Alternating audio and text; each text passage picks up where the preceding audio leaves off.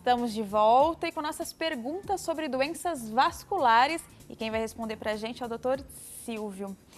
Sabe aquela moda de ir numa clínica de estética para fazer aquelas massagens, aquelas drenagens linfáticas? Provavelmente muita gente já fez. Eu particularmente já fiz, viu, doutor? Realmente é necessário? É indicado? Quando fazer? Tem que ter uma indicação médica ou não? Porque às vezes a gente chega na clínica mesmo para fazer por estética. É bom, não é?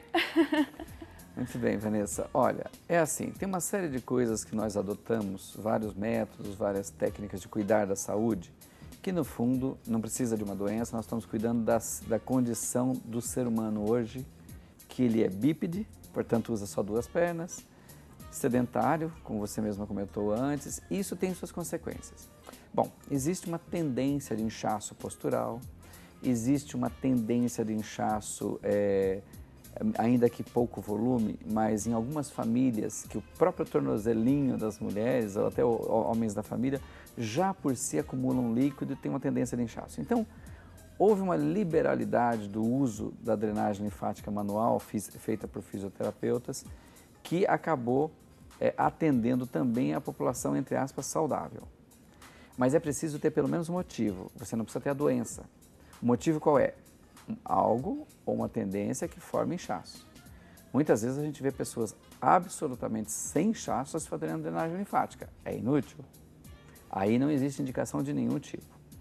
Então não precisa de uma indicação médica absoluta, mas ela pode utilizar a drenagem uma pessoa saudável. Porém é bom que ela tenha uma orientação, porque se ela tem um inchaço que merece essa técnica, ela pode ter um diagnóstico por trás ainda não fechado, que é importante esclarecer sempre, né?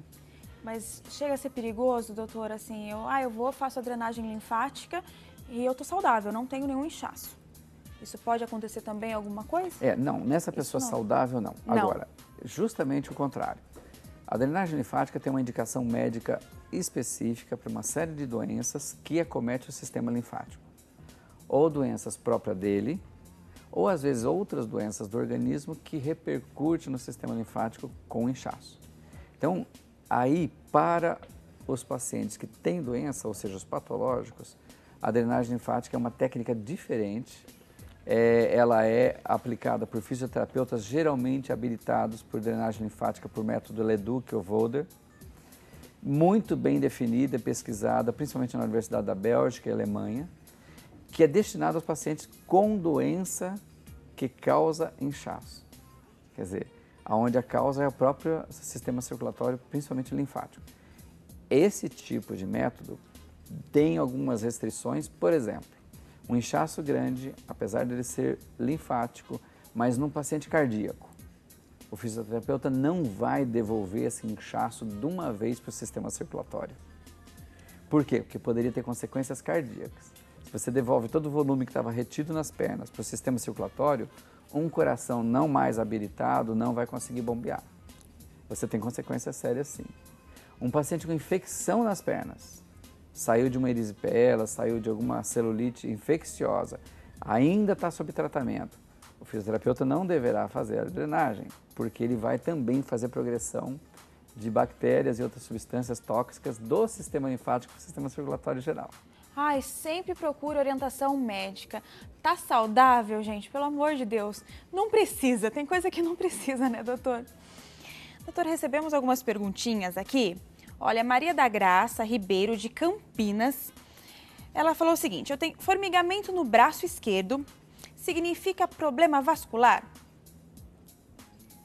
Pode significar, Maria das Graças. Quando nós temos formigamento de membro superior, existem várias condições não vasculares que podem dar esse formigamento.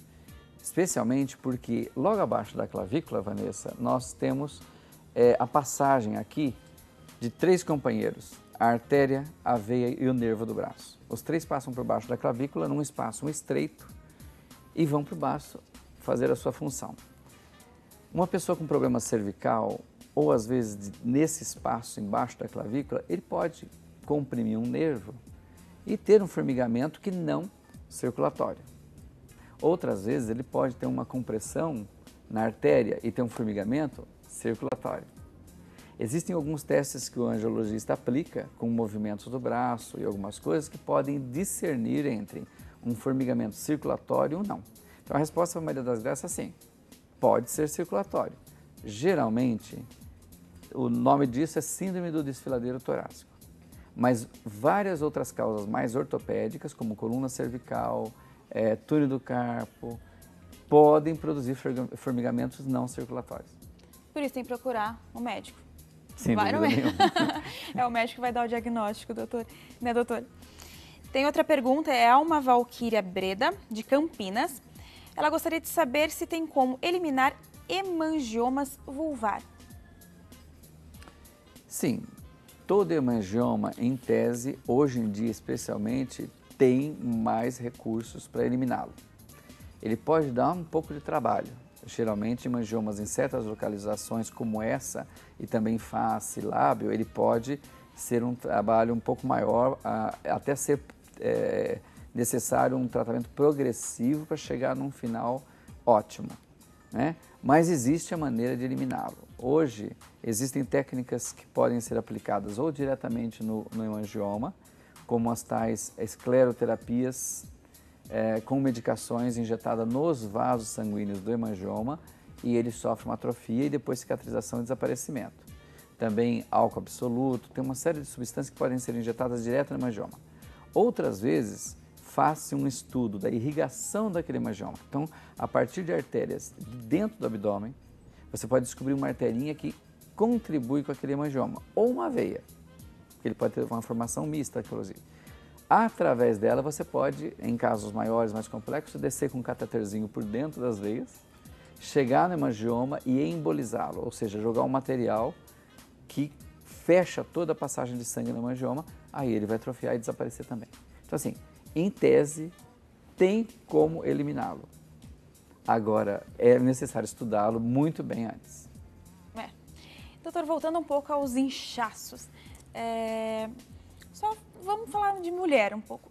O salto alto também pode ocasionar inchaço e também qual que é a prevenção de tudo? Como prevenir esses inchaços? Bom, eu responderia para você de uma forma mais simples assim. Não é o salto enquanto a sua altura somente. Tudo aquilo que enrijece mais o nosso passo, que deixa nós com o passo mais do elefantinho ou do robozinho, aquele passo meio quadrado, digamos assim, tudo que produz isso no pé aumenta a tendência nossa de inchaço. Por que isso? Quando nós falamos de inchaço, nós temos que imaginar que volume líquido acumulou-se na perna, não voltou.